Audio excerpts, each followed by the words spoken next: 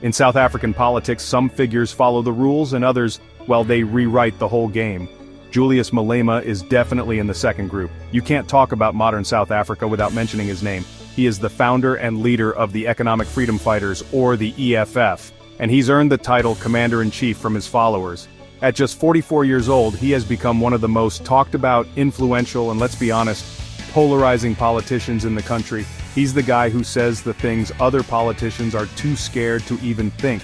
His voice has become a loudspeaker for the frustrations of many young black South Africans who feel left behind by the promises of the Rainbow Nation. Malema's journey didn't start in a fancy boardroom.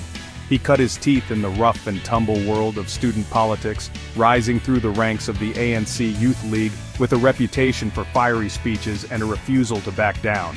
He was once seen as a future leader of the ruling party, the ANC, but his outspoken nature and radical ideas eventually got him kicked out. Instead of disappearing, he did something even bolder. He started his own political party. This move showed everyone that he wasn't just a loud voice in someone else's organization. He was a political force in his own right, ready to build his own platform and challenge the very people who had once been his allies. So what makes him so important? It's because he taps into a deep well of discontent. More than 30 years after the end of apartheid, South Africa is still one of the most unequal countries in the world. The economy, the land, the wealth, it's still largely in the hands of the white minority. Malema looks at this and says, this isn't working. He speaks directly to the millions of people who see the shiny new South Africa on TV but live a very different reality. He gives a voice to their anger and their hope for real, meaningful change, not just political slogans. His significance goes beyond South Africa's borders. Recently, in May 2025, he was the main topic of a meeting at the White House between US President Donald Trump and South African President Cyril Ramaphosa. Imagine that.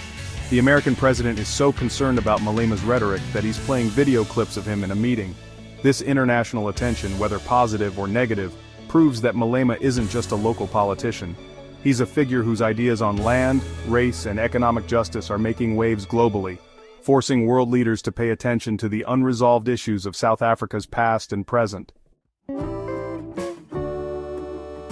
After being expelled from the ANC, Julius Malema could have just faded away. But that's not his style.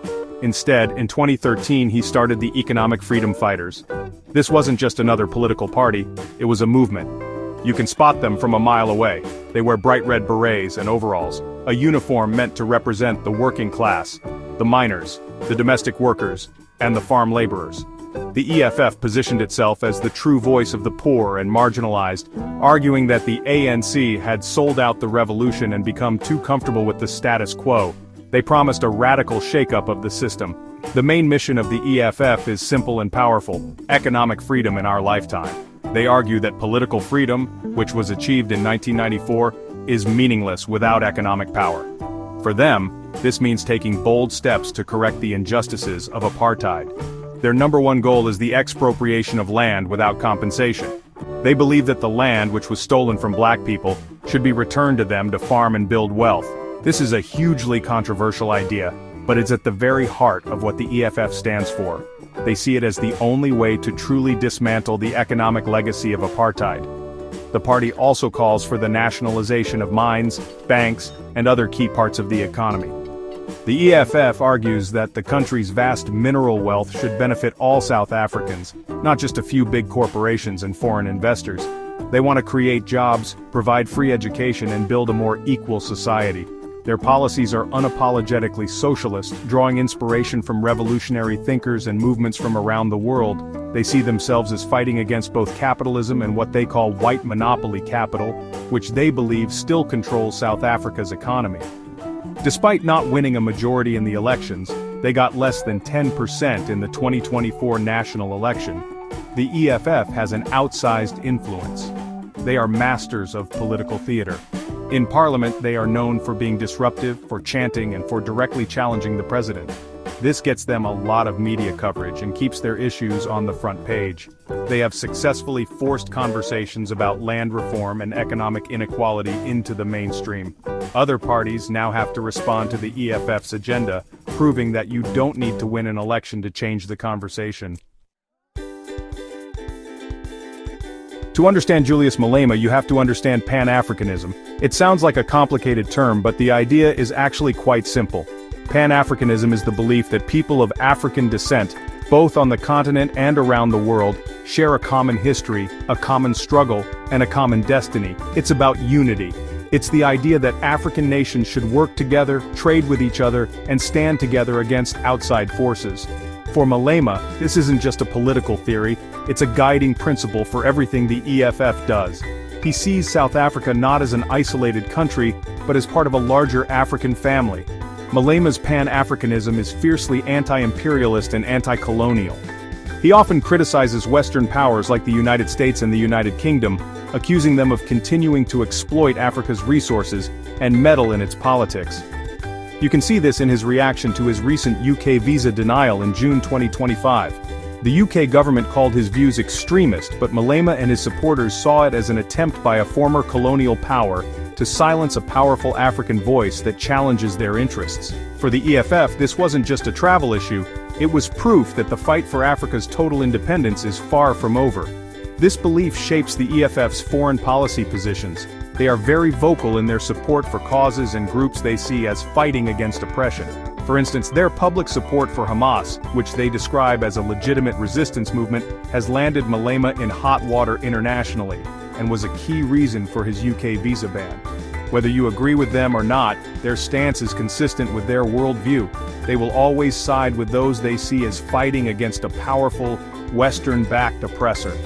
It's a black and white view of the world, where you are either with the oppressed or with the oppressor. For South Africa, Malema's Pan-Africanism means looking inward to the continent for solutions, rather than outward to Europe or America. He advocates for stronger ties with other African nations, for open borders, and for a united continent that can stand on its own 2 feet. He wants South Africa to be a leader in this new, confident Africa, not a country that follows the orders of former colonial masters. This vision inspires many young Africans who are tired of the old narratives of a continent defined by poverty and conflict. They see in Malema a leader who is offering a bold, proud, and unapologetically African future. Let's be clear, Julius Malema is a deeply controversial figure. You either love him or you hate him. There isn't much middle ground. His critics, both in South Africa and abroad, see him as a dangerous populist who uses racially charged language to stir up division. They point to his infamous chant, "Kill the Boer, kill the farmer," as evidence that he incites violence. Although a South African court ruled that the chant is not hate speech, but a symbolic liberation song, his opponents, including figures like Donald Trump, use it to paint him as a racist extremist. This rhetoric makes many white South Africans fearful and damages the country's image internationally. The controversy doesn't stop there. Malema has a long history of making headlines for all the wrong reasons. From his lavish lifestyle, which critics say contradicts his pro-poor message, to his confrontational style in parliament, he is constantly in the news. He has faced corruption charges, though he has never been convicted. In a 2022 court hearing, he famously said he couldn't guarantee that he wouldn't one day call for the slaughter of white people, a statement that caused widespread outrage. These moments fuel the argument that he is not a serious leader but a reckless firebrand who thrives on chaos. But for his supporters, this is all part of the package. They see his controversial statements not as hate speech, but as the raw, unfiltered truth about the pain and anger of black South Africans. They see his fight against white monopoly capital and his calls for land reform as a courageous battle for justice. When international leaders criticize him or deny him a visa, his supporters don't see a flawed leader being held accountable. They see a powerful revolutionary who is so threatening to the global elite that they are trying to silence him. To them, the controversy is proof that he is doing something right. Ultimately, Julius Malema's greatest impact might be his ability to set the national agenda. He has forced South Africa to have uncomfortable but necessary conversations about race, land, and inequality, topics the political establishment often prefers to avoid. He has dragged the debate to the left, making ideas that were once considered radical, like expropriation without compensation, part of mainstream political discussion. Whether he ever becomes president or not, his leadership has already fundamentally changed the political landscape. He is the one shaking the table, forcing everyone to look at the problems that have been swept under the rug for far too long.